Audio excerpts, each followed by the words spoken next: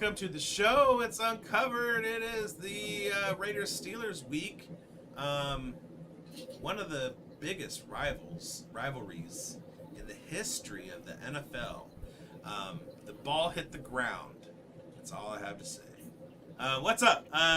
Bigz here. I got Raider Damas. I got Marcus Gailey. And I should have another special guest. As soon as he gets in here, there's that. I'm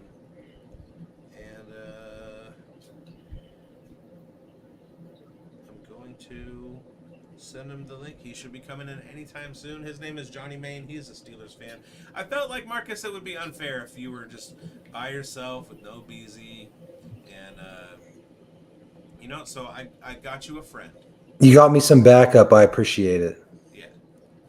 We had Johnny by himself last week, and it was not fair to him. And the game wasn't fair to us. Correct. All right, so we're here to talk battle, and we got the Steelers. They're traveling to Las Vegas to take on the Raiders. Raider Damas. Yes. We had some news out of Raiders camp today that we talked about last night. We did. And actually a couple of news items. The first one being Antonio Pierce named Aiden O'Connell the starting quarterback. What are your thoughts? My thoughts are this is exactly what I said would happen before the season started. When Gardner Minshew was named the starting quarterback, I said he'd have the job for 4 or 5 weeks and then do something monumentally stupid and catastrophic, and then O'Connell would start the rest of the year. This was absolutely foreseen. This is not a surprise. This is what I said would happen, and it has happened, and that's why I'm the greatest, and everyone should listen to me. And, I mean, I may not be the greatest, but I was on the show with you saying the same damn thing. All right, and the other piece of news involves Davante Adams, and this is something that I talked about on our show last night. I thought that Davante Adams, the whole impetus for his being upset was the fact that the Raiders had decided to start Minshew and not O'Connell, and now O'Connell's coming back. Antonio Pierce made comments today about the fact that Davante Adams should be healed up and be back on the field after the bye week. And he's still a Raider, is the quote. He's a Raider now. He's always been a Raider. He's still going to be a Raider. Do you think, like I do, that Davante Adams isn't going anywhere because as long as Aiden O'Connell is the quarterback throwing passes to him, he's going to be happy and not force trade? Or do you think Tom Telesco is going to be like, I don't care, you are a diva, and before the trade deadline, he's gone? Well, that is a distinct possibility. I wouldn't be surprised if Davante Adams finds himself very happy catching passes from Aiden O'Connell like he was last year toward the end of the year. However, if Antonio Pierce came out and said the opposite of what he said today, which is that Davante Adams is a malcontent and we want to get his butt out of here as soon as possible, that drives his price down. And so that's not a good idea from a business perspective. So Antonio Pierce, under no circumstances, was going to say anything other than what he said today. So we shouldn't read that much into it whatsoever. So now Marcus, Aiden O'Connell is our starting quarterback coming into this game. How bad does that scare you? Well, in a perfect world, I shouldn't have to worry about this upcoming game. But, in Steeler land, you never really know what you're going to get. So, Aiden O'Connell could. About something? What's that? Are you worried about something? Yeah, especially I've watched this third down defense the last 2 weeks give up about 60% conversion rate. So they could have you, Bigz, at quarterback right now, and I'd still probably be a little bit nervous. I always played quarterback pretty well. I was when we were playing like sandlot football or whatever. I was the one guy that knew to lead receivers. Everybody else would like throw it directly at him, and I'd be like, "Here, I'm going to throw it out in front of you so you can run to it." And but my body type was not quarterback type, so I wound up at fullback and linebacker and offensive line positions and stuff. So, all right, so let's break this game down, shall we? On the scene, we have the Pittsburgh Steelers. They're 3-2. They've won two. They're 2-1 on the road. They've scored a measly 92 points, and they've allowed a. Oh, I think he's frozen there. Yeah, we might have lost him, unfortunately. I think we did. Well, He'll be back. well, I want to point out a couple of things while Biggs is getting his collective shit together. First of all, that this year the Raiders have found ways to lose, while the Steelers have found ways to win. And I think that's just the hallmark of a well-coached team, a team which has a consistency in their coaching staff and consistency with the players.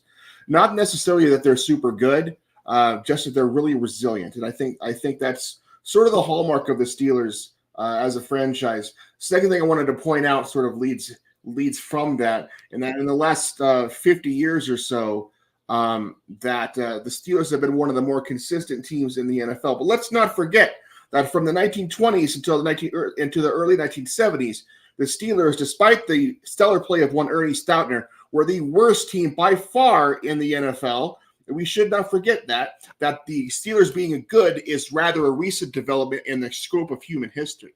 The third thing I want to point out is I got my brand new Brock Bowers jersey today, and he is a golden god, and we all love him. And he is the best rookie in the NFL. So you can give your thoughts on anything that I had to say. So why don't we go ahead? We'll bring Johnny in, who I actually now recognize that I did meet him at the expo. So it's nice to see you. Any comments on what Raider Damas had to say? I know you caught the tail end of it. I'll let you chime in first. Yeah, first of all, man, what's up, man? Appreciate the invite, appreciate the love, man, and nice to see you guys for sure. Just overall, man, for me, the Steelers and Raiders, just over the last handful of years, when they've met, oddly enough, the Raiders have played the Steelers incredibly tough and have actually been able to pull out a few games. And I think obviously for me, being a Steelers fan and knowing kind of Mike Tomlin's MO is this is a very scary game because they typically play down to competition.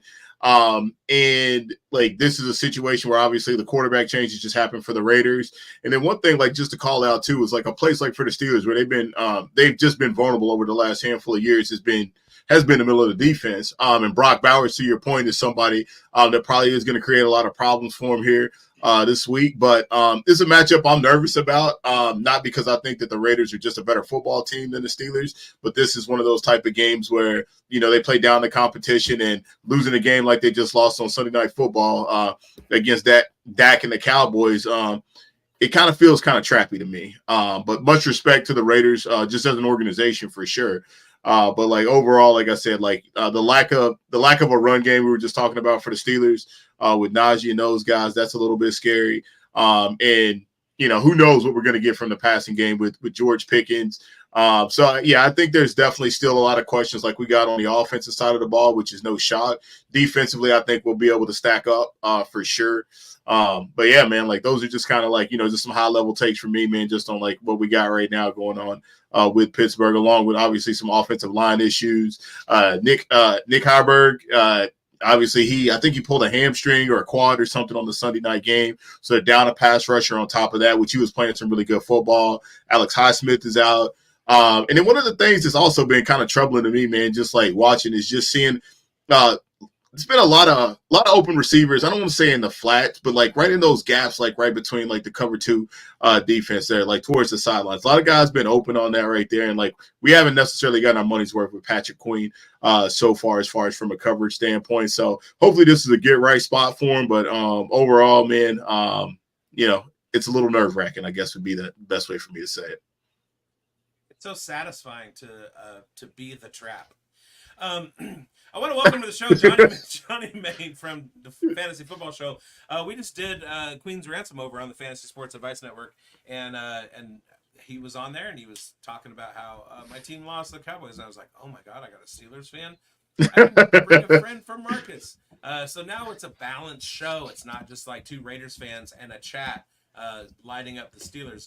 Because I'm going to tell you, the chat is lighting up the Steelers. All right, Jamie, Perot checking in. I'm only here to talk smack about the Steelers. What's up, guys? To be fair, he's a Browns fan. Were the Steelers good? Steelers were good in the 70s. Damn, man. Damn. So there's a lot of anti-Steeler bias. I look at these two teams very similarly, and I feel like the Raiders have not played up to their level, and I feel like the Steelers have played above their level. I hate my system. Before I cut out, I was trying to talk about the point differentials on the teams. The Steelers have scored 19 more points somehow than they've allowed, and the Raiders have allowed 35 more points than they've scored. The Steelers in the AFC have the second best scoring defense. The thing is, though, that the Chargers have played one fewer game. So if the Chargers have given up 24 points, then the Steelers would be number one. I'm scared too, because this is when Raider Damas and I did our preview show before any of this action started, when everybody was 0-0, we had high hopes for this team, and a lot of it came from the prospect of Zamir White carrying his performance over from last year, Aiden O'Connell as the quarterback and him carrying his performance over, Devontae Adams being the wide receiver one, Christian Wilkins and Max Crosby being an unstoppable force on the defensive line, Jacorian Bennett stepping up and taking that next step in his second year, the safety group playing well, and none of that has come to fruition. In fact, Christian Wilkins is probably out for the season. Max Crosby's been banged up and has missed a game. Devontae Adams has missed the last 3 games. There's no hope in sight for Zamir White, but Aiden O'Connell is about to get back on the field. So it feels like where we were looking at this game as a home game against a Steelers team that was struggling at quarterback. It's 2 different storylines 6 weeks later, and it's really, really. I don't know how to look at it, because, like you said, it is a trap game. This is the game against the Panthers is the type of game the Raiders always lose, and this is the type of game that the Raiders always win. Everybody's counting them out. Everything is against them, and everybody is like, the Steelers make the playoffs every year. Well, yeah. So now we go out and beat them. Yeah.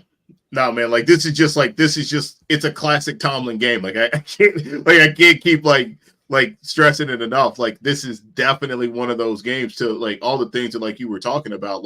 Obviously, the Steelers, as a Steeler fan, the higher expectations, right? You couldn't possibly play worse at the quarterback position than what they've had over the last handful of years. So I think, Russ, I don't want to say he's cooked, but I don't think there's a lot left. I think obviously Justin is definitely the guy, in my opinion. But this is absolutely a game that it's I don't want to say that they're going to lose, obviously, but it's going to be a close football game, just naturally, just the way that the Steelers play, unless they're able to get a couple turnovers and make some plays on special teams, which typically that happens for them. That defense is going to make some plays. They're going to get some turnovers. TJ's going to make a play, or something's going to happen on special team. And I think there's a lot, a lot is starting to swirl now with George Pickens and all the shenanigans that he had going on, and then it's starting to get highlighted a lot more about the number 2 wide receiver position between Van Jefferson and Calvin Austin. So all the things that you're talking about. Yeah, he can cook in a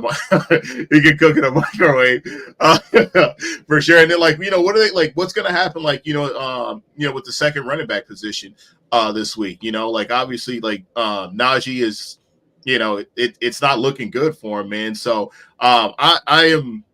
From a betting angle, right? I haven't even looked to see what the line is, but I'm definitely comfortable taking whatever the under is, because I don't think either one of these offenses are going to be able to put up points. I think, from your perspective, it's going to be due to lack of offensive ineptitude on top of playing against, a pretty good defense, a real good defense. And then obviously for us, we just haven't been able to put the ball in the end zone all year, man. So.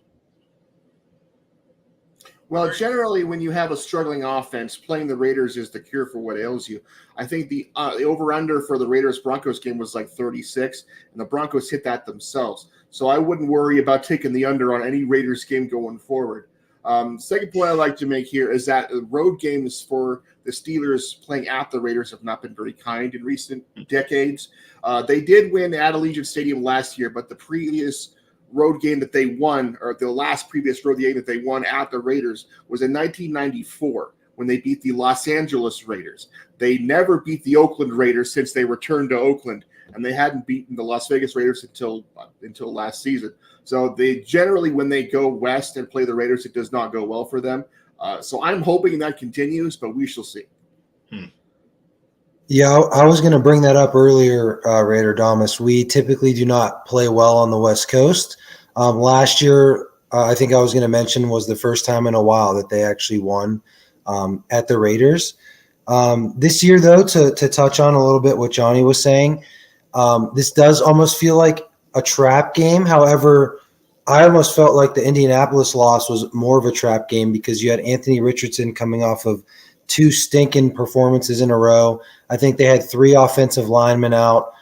Richardson ended up getting hurt in that game along with Jonathan Taylor. Like, there was a lot of things that were lining up in favor for the Steelers, and they went out there and they got smoked.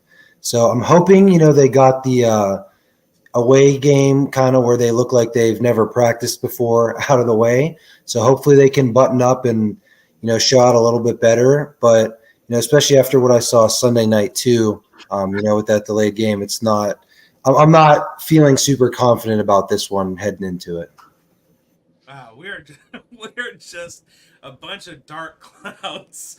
Somebody has to win this game, so 2 of us are going to be really surprised. I don't know. I don't want to put too much in too much weight on record because the Raiders are 2-3, but in their 3 losses they've played like an 0-5 team. In their 2 wins they've played like a 3-2 team. The Steelers are 3-2, and there have been games that I watched them and I'm like, how are they winning? So I feel like if there's a team that's in second place or tied for first in their division and another team that's in last in their division, I feel like they're a lot more even than their records look. But again, to Raider Damas's point, the defense has just hemorrhaged points, and I would be a little bit more confident that I'm getting the vibe from you guys as Steelers fans. If I was a Steelers fan, I'm not looking for a Raiders victory this week. Yeah, I know you guys have touched on like the Raiders defense has just been getting gashed, but from the flip side, like Johnny and I have been watching this offense now for 4 weeks, and it's really hard to watch. Like schematically, it's not horrible. Like they know what they want to do, but the execution has not been there. They're really banged up on the offensive line. They lost James Daniels for the year with a torn Achilles. He was their best offensive lineman, at least through 3 weeks. Their center has looked good, but now they got a rookie guard next to him. Isaac Seumalo was out for the first 4 games. He just returned against Dallas and looked super rusty. Their first-round pick, Troy Fautanu, looked pretty good when he played, but he's on IR with a knee. So their first-round pick from last year is playing Broderick Jones, and he's really been struggling. So across the whole offensive line, they're banged up everywhere, and to run the type of offense that Arthur Smith wants to do, those guys need to be, firing on all cylinders, and it has not looked good. And they're struggling to move the ball, which I think is going to keep this game a lot closer than you guys might think. For sure. The Raiders have had much the same issues. The offensive line has been pretty mediocre this season. We didn't get our second-round pick guard, Jackson Powers-Johnson, in until a couple of weeks ago. He made a big difference, but Colt Miller, our starting left tackle, has been giving up sack after sack after sack. He had off-season shoulder surgery, and he's definitely not 100% yet, back up to where his standards are. And the right tackle has been kind of a revolving door. Our rookie from Maryland, DJ Glaze, has stepped up and he's been there, but he hasn't been anything super spectacular. The offensive line definitely needs to come together and gel if the Raiders are going to have any success. I'm sure TJ Watt's going to have a pretty big week this week. I'm looking for the Steelers defensive line to have a lot of success. That doesn't necessarily bode well for the Raiders because when the quarterback doesn't have a lot of time, in the last couple of years, they haven't had a lot of success. I mean, and we started Jimmy Garoppolo in the first few weeks of last season, and he wasn't successfully when he had time. O'Connell was much better when he did, but when there was penetration of the backfield, he just doesn't have the mobility to get away from it or set his feet and make a good throw when he's on the run. That's probably why you started Gardner Minshew for the first few weeks of the season, because he has that mobility, but unfortunately his decision making leaves something to be desired. So I just think that the offensive line struggles have been a real bugaboo for the Raiders this year, and I think that will probably continue this week. If I had one positive for everything that like you were talking about, like the Steelers have traditionally done really well against quarterbacks that don't have a lot of mobility, and like that's one positive thing for me. Like I think about even just thinking about like the Dak Prescott and the Dallas Cowboy game. That was a scary game because just over history, the Steelers have been a team that if you get to them and you spread them out, that's typically when you have a lot of success with 3 and 4 wide receivers, and obviously, hey, a tight end in the middle of the field, and then obviously the aggressive style that they play. Sometimes they over penetrate, and when they over penetrate, it leaves gaps, cutback lanes, and things like that right there. So, to your point, man, about AOC not being very mobile, that's obviously a positive for us. And then really, I'm going to be that guy, but like just an element of the game like we don't talk a lot about is special teams, which was another area that like the Steelers like were feeling really good about coming into this year, like with their punter situation and things like that. And that's not there now as well. Yeah, man, I think like that's just another piece of the game, man. Like I want to call out, and guys like Trey Tucker too, like for the Steelers. That's a guy that like is concerning for me, just in terms of like what he's able to do, making people miss, and the speed that he possesses. It's a very aggressive defense, and sometimes those opportunities have been there for wide receivers on big busted plays. Yeah. Jamie, I feel like it's unfair that there's a Browns fan in the chat. I mean, they got their own problems, though. I was about to say, man, yeah, for sure, man. You got the Deshaun Watson, man, like. He addressed it. He said, yeah, he just said it. Yeah, no, he's a good dude. I want to address Aiden O'Connell real quick. I felt like he had a really bad game against Denver. It's hard to come into a game when you haven't been working with the first team. You weren't involved in he was involved in the game planning and like the quarterback room meetings and everything. Like he knew what everybody was trying to do, but he wasn't out there with the first team doing it. I think this week, having a full week of practice with all his first team guys is going to go a long way to helping him out. And he isn't mobile, but he also makes really quick decisions from the pocket. So he's going to get the snap. He's going to make his reads. He's going to get rid of the ball. Somebody made a comment in our show last night that Getsy's offense requires somebody to get the ball out really quickly, make a decision in 2.5 seconds. O'Connell can do that, and we watched as he took defenses apart in the second half of last season, standing in the pocket, getting rid of the ball before pressure got to him.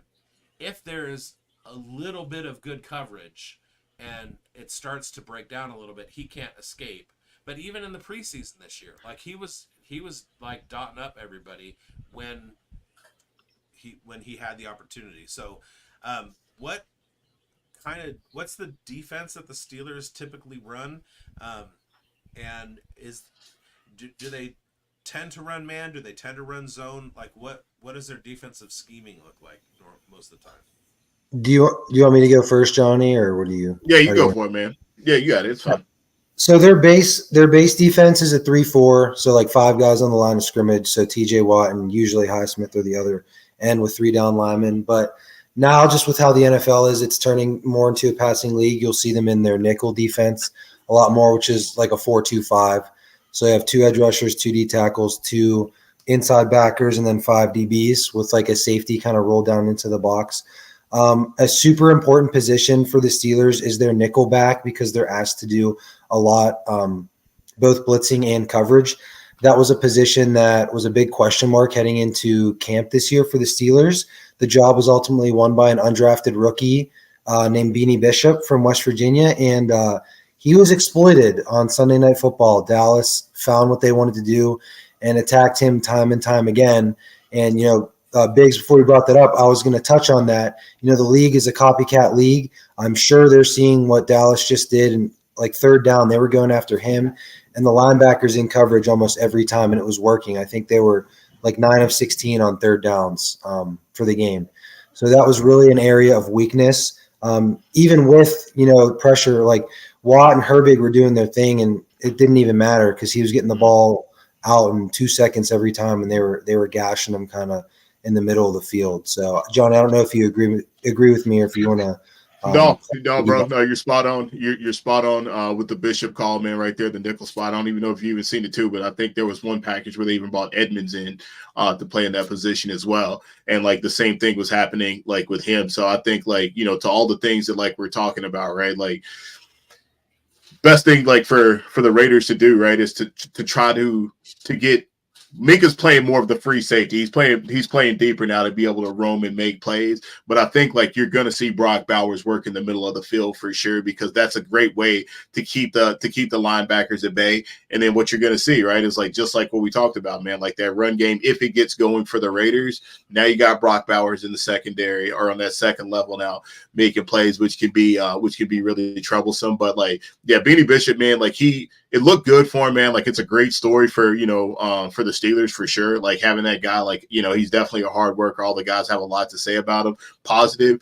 But it's just an area that like repetitively between like that nickel position and like the inside linebacker spot, it's been really a bugaboo since Ryan Shazier, like for sure. And then like obviously when they had Polamalu and Ryan Clark and those guys, like it was definitely a different ball game. But like over the last handful of years, like they have really, really struggled with the inside linebacker position, the nickel position, and even last year, like that's why they got Deshaun Elliott is the free safety position or the strong safety position, both of them just a counterpart with Minka. So it's weird because the Steelers have like a lot of heavy hitters in certain positions, but then like in those other places, man, it's just they got jags out there, just average guys, man. You know what I mean? And like that's where teams go and exploit them for sure, man. So. In the last couple of weeks, the Raiders games against the Browns and the Broncos, both of those teams scored a defensive touchdown against the Raiders. So we can talk all day about the Raiders defense being a sieve and giving up a bunch of points, but in the last couple of games, our offense has been giving up points as well. Now the Steelers defense might not be the most talented unit in the world right now, but they are extremely opportunistic. So I think there's a very good chance that the Steelers can get points on defense if their offense is struggling. Well, it's going to come from Aiden O'Connell, who I will reiterate was the only quarterback in the NFL in the last 4 weeks of last season without a turnover. So he knows how to protect the ball. Yes, he had an interception last week, but we won't talk about that. We're talking about last year. So do the Steelers on defense struggle more against kind of like big 12 personnel, 13 personnel packages, or against like spread wide pistol formation, 4 wide receivers? Like what tends to kind of like get in their spaces? It's always been a spread thing that's always caused the Steelers a lot of problems. It always has been. And one of the reasons why like it's caused them problems like in the past is just like they haven't had the depth in the secondary to play 4 and 5 defensive backs like that, especially at the cornerback position. I think we're better this year at cornerback for sure, with just our 2 starting corners with JPJ and Jackson. But like when you start getting into what we're talking about, the Beanie Bishops of the world, you start getting there. Obviously, they brought back Edmonds, who was somebody that was a first-round pick for them like a handful of years. Still don't really even understand why they made that pick. But, like that's where they typically struggle at, is like they typically struggle when teams start to spread it out. And when they start to spread it out pass rushers start to continuously pass rush. All right, now the offense kind of slows it down, and now they come back at them, and now they run the ball, and now you get a little play action piece. So, like, if it's team's base set, that's what the Steelers want. Like, the Steelers want you in your base stuff so they can have their base players out there. But when you start to kind of open it up, man, and get to secondary pieces, that's where they've had a tough time as of recent. Yeah, real quick, just to go off that. So Mike Tomlin this week in his press conference talked about how they want to simplify the defense a little bit because the last 2 weeks especially, you've seen a lot of miscommunications where two players are going with one guy and there's someone wide open. You see a lot of what I call like the palms up. Like you see players just looking around like, I thought yeah. And you know what they do? They run a lot of, it's called fire zone coverage, which is a matchup zone. It's a lot of passing off. And, you know, when teams have figured out how to crack that, you know, like, hey, like you, like someone goes out and they don't take him, like that's where you get those coverage busts. And I think that's with a lot of young players or new guys to the system with, you know, Elliott and Beanie Bishop and Peyton Wilson and Queen. And these guys are all new. Dante Jackson. Yeah. They haven't played this defense before. So you see a lot of like wide open people, and it's not straight up with them getting beat because they have the players to do it. But I think there's definitely been some miscommunications, and it's still early in the season. And I think that's something that the Raiders could absolutely take advantage of because, you know, we've seen it the past 2 weeks, especially up to this point. Can I talk about Dante Jackson for a second? This has nothing to do with football. But having been an athlete and coming mostly from the world of baseball, and short hair is a thing, especially because people wear hats all the time. But I also am like a huge music fan, and so like my entire life I have seen dudes with long hair, and that doesn't bother me either. There are tons of, like Devontae Adams has like long braids.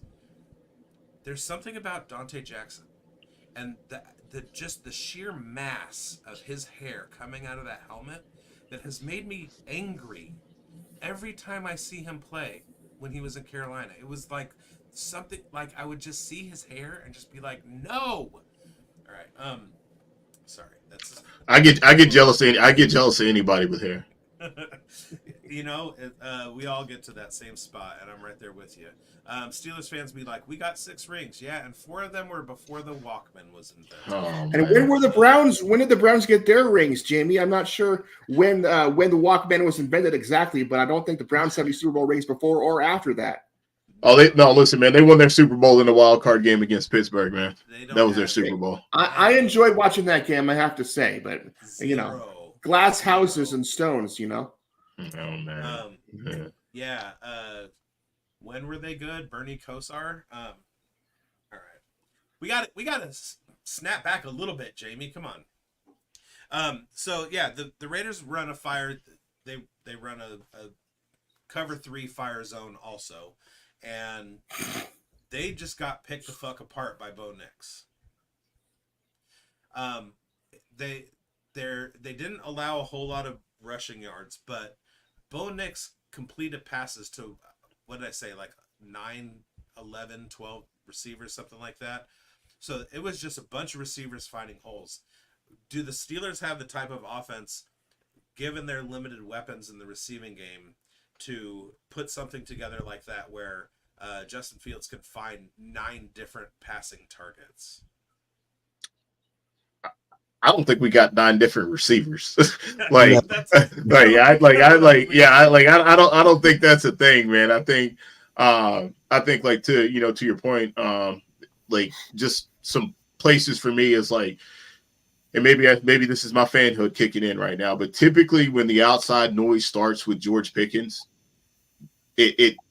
he'll have a game, and it might be this game. This might be the game where like there's just a lot of drama swirling around him. I think it was last year there was a lot of stuff was going on. I can't remember if it was Bengals game. Yeah, I was about to say I can't remember if it was Baltimore or Cincinnati, and he came out early on and just like set the tone like early on. So I think like that's definitely a thing. Like I know there's a lot of advanced analytics that before last week highlighted the fact that, from a fantasy perspective, if there weren't penalties that were on the field for a lot of those catches that were made for random things, offensive pass interference, not having his feet down, which when they were down, illegal shifts and things like that, like you're looking at like a top 13 fantasy wide receiver. So I still believe in George Pickens like 100%. And I think like this is absolutely like a spot for him to get there, just depending on what the game script looks like. Because the one thing about Coach T, our guy, like, we know what he wants to do. He wants to run the ball, and if he can get out of there not having to throw the ball only 20 to 25 times,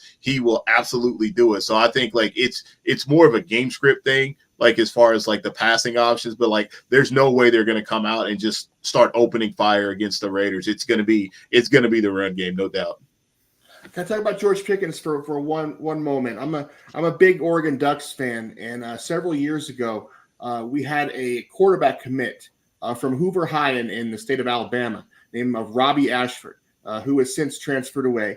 But when we got a commitment from Robbie, I went and looked at some of his high school highlight and some of his film tape, and all he was doing was throwing up, hospital passes and Hail Mary balls to this incredible wide receiver who was like, 12 feet tall and bulletproof and was basically God. And I was like, who is this guy?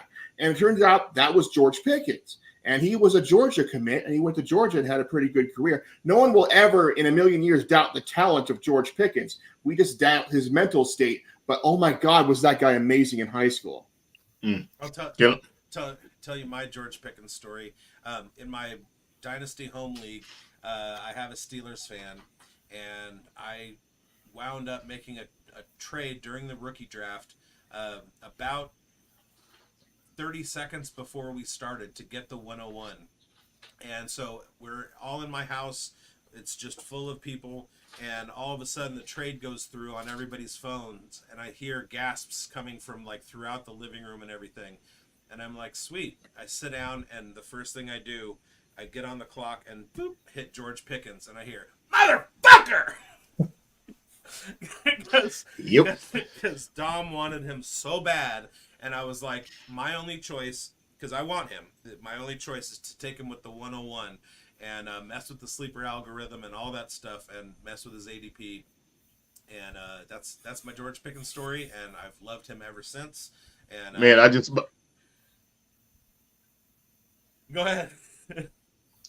I wish, and you can tell me, MD, like you can tell me, I just wish he had the opportunity to play with Prime Ben, because that would have been next. It would have been next level. It would have been next level, man. So that's all I got, man. Yeah, it probably would have been similar to the him and AB, like it would have probably looked fairly similar to that. So long as he could keep his head on straight for the amount of time that AB was able to do that before he froze his feet off with the Raiders.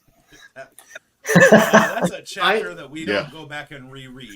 I think the biggest positive in the entire tenure of Mike Tomlin that shows how good of a coach he is that he kept AB sane and not doing stupid crap for as long as he did.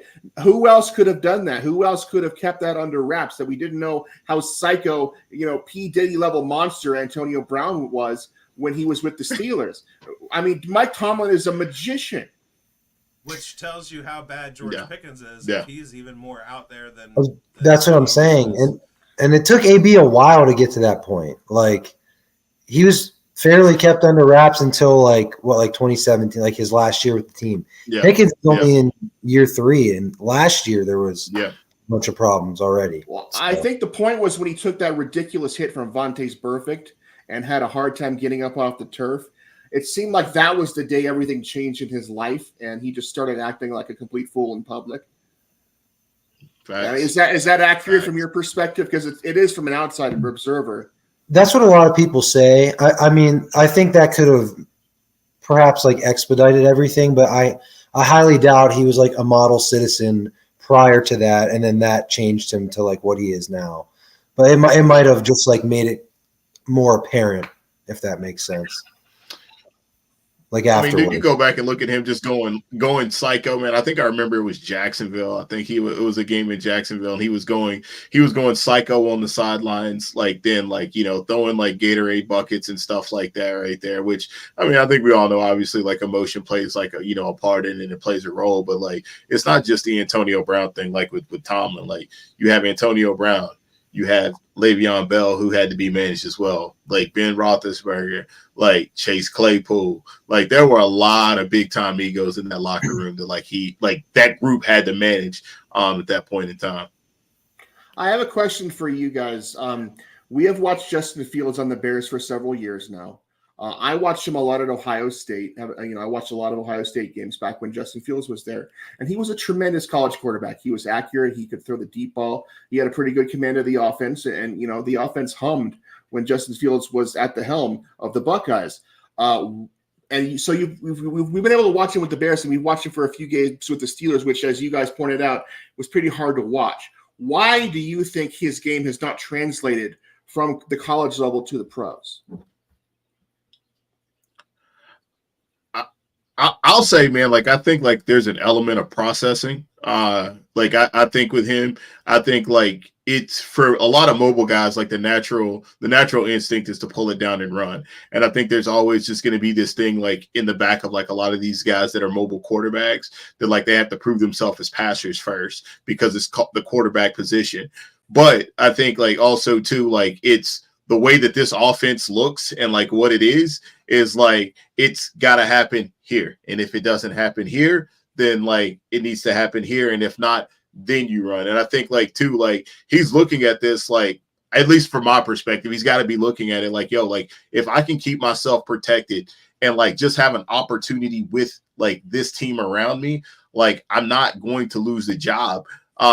But I think like it's been more of a processing thing for me, like with Justin Fields. And like I think I've seen something we're just talking about, like his throws in the middle of the football field and like how he just like he's just not a good thrower over the middle of the field. So I think that's another weird element to all of this as well. But like another part that's like that kind of trips me out as well is like you see him on TV and it's like he doesn't really like look that big. But then, like, when they start, like, talking about, like, his measurements and how much he weighs, it's like, okay, like, this is a pretty good-sized dude. And I just think overall, man, like, I don't know if it's a reading defense thing, but it's definitely more of a processing piece for me. That's why I don't think, like, it's necessarily clicked. But he's learning how to play the position. And I think, like, there's obviously still, like, a lot of room for him to grow to become a better passer and a better processor. It does take some time with people. Get Shrek Braz checking in. George Pickens has never had a QB1. Stetson Bennett shade will not stand on this channel. Also, Drake London never did until this season. Look how he's performing. Yeah, and I think that that can be. He's so good. I keep dropping out. I don't know what is happening. My browser keeps cutting off from my camera and kicking me out, and it's really bothering me. It's my own Marcus's cats. So, you can unmute, Marcus. We can listen to your cats. It's not. No, I'd prefer if you didn't. They're super annoying. I think a lot of those things you pointed out there, John, is why Cordell Stewart was successful with the Steelers and why Justin Fields has not been so far. Because Cordell Stewart was a lot bigger and was better at all the things you mentioned than we're seeing from Fields.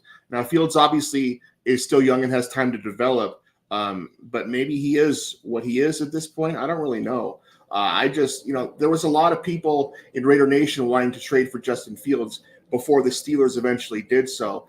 And it was just, to me, it was just like, I'm not so sure about this guy, because I'm not sure he was better than what we had.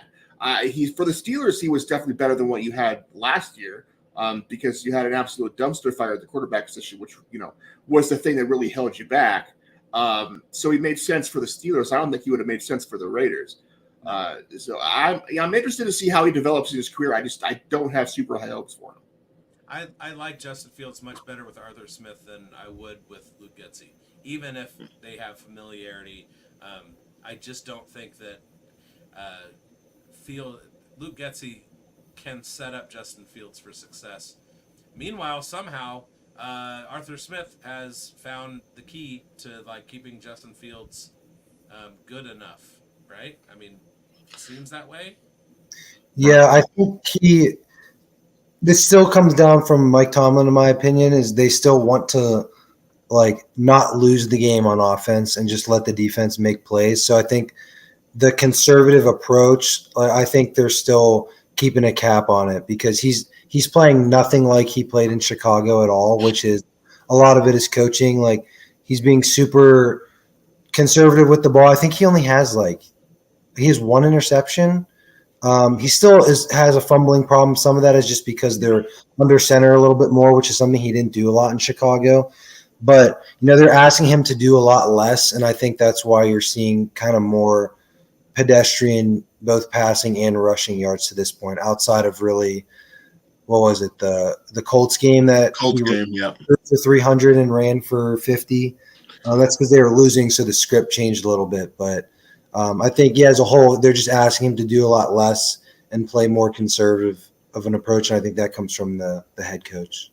Well, Arthur Smith is a football terrorist. That can't really be questioned here. But I think he might just be like General Sherman, where his job is to burn Atlanta into the ground and be amazing everywhere else.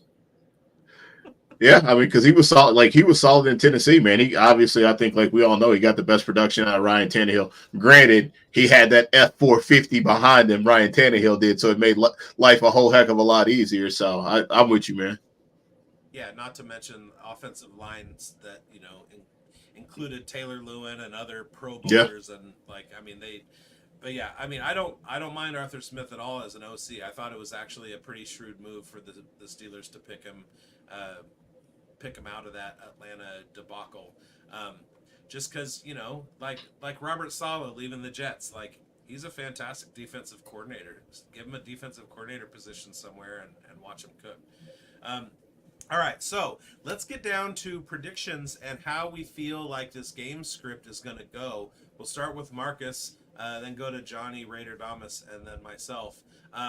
What do you think the Steelers are going to be able to do on offense? What do you think the Raiders are going to be able to accomplish against the Steelers on offense? And what's your call on the game? What's your score? So starting with the Steelers, I do think they'll be able to run the ball a little bit better than they have the last 2 weeks. I think we're going to see a little bit more of a productive game from George Pickens, kind of like Johnny said. When the outside noise starts, he tends to, show up with a better game. So hopefully he's able to get his way into the end zone, which is something I do not think he's done yet this year. So I think, it'll be a little more positive, for fans, watching the offense this week at the Raiders. On the other side, I do think the Raiders are going to be able to move the ball, as I touched on earlier. There's a couple of weak points, nickel cornerback and linebackers in coverage that I think Brock Bowers and – is Jacoby Myers playing? Is he questionable? Yeah, he's playing. He should play, yeah. Okay, yeah, and he's fantastic in the slot. So I would not be surprised if he had a really nice stat line. I think both teams are going to move the ball, but it's going to be the red zone and the turnover battle, which really, shakes it out. I do think the Steelers are going to win, but I think it's going to kind of be a gross, ugly game like most Steelers games are. So I would say maybe I'll say the Steelers win 23-16, 23-17. one score, pretty competitive the whole game, and maybe just one play or two from the defense, or you get a blocked kick or something that just creates points is going to be the difference. God, man.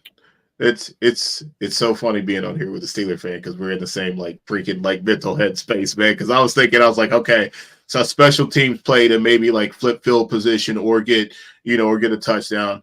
I was thinking more 23-13 is what I was thinking, something along those lines. Obviously, I feel like this is a George Pickens week. I think maybe we might get 80 yards, possibly from Najee Harris this week. Maybe, I don't think we'll get the touchdown. Hopefully we do, but 80 yards, I feel like that's definitely in play for sure. And you guys have talked about how Aiden O'Connell had turned the football over, which in my mind is just a recipe for which is just a recipe. Oh man, which is just a recipe for the Steelers to get a turnover or two. For sure. I think I'm not necessarily on Jacoby Myers, like, you know, the way that you think. Like I said, I think Trey Tucker. I think that's the guy that's going to cause the problem for him for sure. Like, it's a very aggressive defense. What do you do with an aggressive defense? You screen them. You run wide receiver screens. I don't know what the running game is going to look like for the Raiders this Sunday, but Trey Tucker is the guy that really concerns me. Brock Bowers is going to get him the number one tight end in fantasy football this year. So give me the Raiders 23. Give me the Steelers 23-13 in this game. Well, the question was posed, what do we think the Steelers are going to be able to do on offense against the Raiders? I see the Steelers and Broncos as very similar teams, and the Broncos were able to do more or less whatever they wanted on offense. A lot of that is because Christian Wilkins went out in the early third quarter with a foot injury, and the Raiders just were kind of shell-shocked. And then they were shell-shocked from the moment Gardner Minshew threw a pick six. So I don't think the Steelers are going to have a ton of trouble moving the ball. I'm not sure George Pickens has a big game because Cortland Sutton didn't have a big game last week. The Raiders tend to clamp down on the opposing wide receiver one. But I do think whoever is the tertiary wide receiver for the Steelers will probably have a much better game. I think Jaylen Warren will probably have a good game. I think Najee Harris will probably have a pretty good game as well. I don't necessarily think the Raiders are going to be able to keep up against the Steelers defense. I think this probably ends up like 24-16 in the Steelers' favor. So that's my perspective. If we can get Biggs back in here, I see him waiting. We can get his perspective on what he thinks the score will be, and then we should probably call it a day because he keeps dropping out. The Vegas line is 20 points for the Steelers, 17 for the Raiders. 37 is the over/under. I'm gonna say take the over. I feel like the Raiders are going to be in catch-up mode for a lot of it, and I think Aiden O'Connell is going to be able to spread the ball around. The Steelers are going to control the game with the running game. They're going to be able to drive and get first downs in that running game, especially with Najee coming up through the middle and Justin Fields being able to escape. I feel like this game is going to look almost identical to the game against Baltimore. I feel like the success for Pittsburgh is going to come from Zay Flowers had some pretty clutch catches against the Raiders. I feel like George Pickens is going to do kind of the same. Najee in the Derrick Henry role, Justin Fields in the Lamar Jackson role. I think the game script is going to go much like that. But I think in the second half, the Raiders are going to be able to put together enough in catch-up mode with their receivers, with Brock Bowers exploiting the middle. I do like Jacoby Myers, but his best role is as a slot receiver when he's got an X, and that's Devontae Adams. So Jacoby Myers is much better and more efficient when he's able to run out of the slot. If Luke Getsy starts putting him in the X role and then motioning him out, maybe like playing less of an inline X and more of like an offset motion receiver, I think he can be okay. Aiden O'Connell and Trey Tucker is one of the most underrated deep threat matchups in the NFL, and I do think that you're onto something there. That's all how I see it, which means the Raiders are going to lose 24-17. And love it. So yeah, thank you guys so much for coming, getting on the show and chatting and listening to Browns fans talk shit. If the Raiders win, I'm going to be doing an instant reaction, and I'll send you guys a studio link. If they don't win, I'm going to be hammered, and I'm just going to wait until next Tuesday to do our regular show anyway. So thank you guys for coming. Beautiful. Yeah, thanks for having us. It was nice to meet you both. It was a bit of pleasure. Likewise. Same, man. Johnny, tell everybody where they can find your stuff. Just follow me on Twitter. There's my handle right there, Johnny Main 37185. The Fantasy Football Show. We stream it live on Twitter. We stream it live on YouTube with my main man Nick Wilcox. You can find him on Twitter. I think it's Nick Wilcox _25 or 22. We do the Fantasy Football Show every Tuesday. Waiver wire trades, and then we also do 10:30 a.m. on Sunday. Start sit. We break down the game, give you some props, and give you a little bit of DFS game as well. Fantastic. And everybody, go ahead and like this channel and subscribe. or like this video, subscribe to the channel, you'll be able to find Marcus and Chef Jay Beasley doing their Steelers Uncovered stuff. So just watch all the shows. I'm not a fan of a lot of the teams that are on the Uncovered, but I watch all the shows and they're so good. The Seahawks one especially is super good. The Steelers are good. Johnny's doing a good job with the Denver Broncos. Schultze's doing a good job with the Jacksonville Jaguars. The Dallas show with Alex is it's fantastic. The Jets show. All of the shows are good and they all help you be a better fan. So go ahead and subscribe to the channel and watch everybody's Uncovered. We just onboarded more teams. So we're getting closer to that 32. And again, if you're a fan of a team like the Browns, Jamie, who aren't represented by Uncovered yet, and you want to do some content, just an hour a week or whatever, go ahead and shoot a message to @FFCanuck99. That's Grindberg. He does the Chiefs show, and or if it's an AFC team, I'm at BigBonedFFB. Shoot us a DM. We'll get you hooked up. And that's about it. Hopefully we'll see you on Sunday. And I won't be passed out. Other than that, fuck the Broncos. Fuck the Chiefs. Fuck everybody in the AFC North. And wait, I guess fuck the Chargers. You guys, last one you guys left out. So There you go. There you go. Have a good night, everybody. We'll be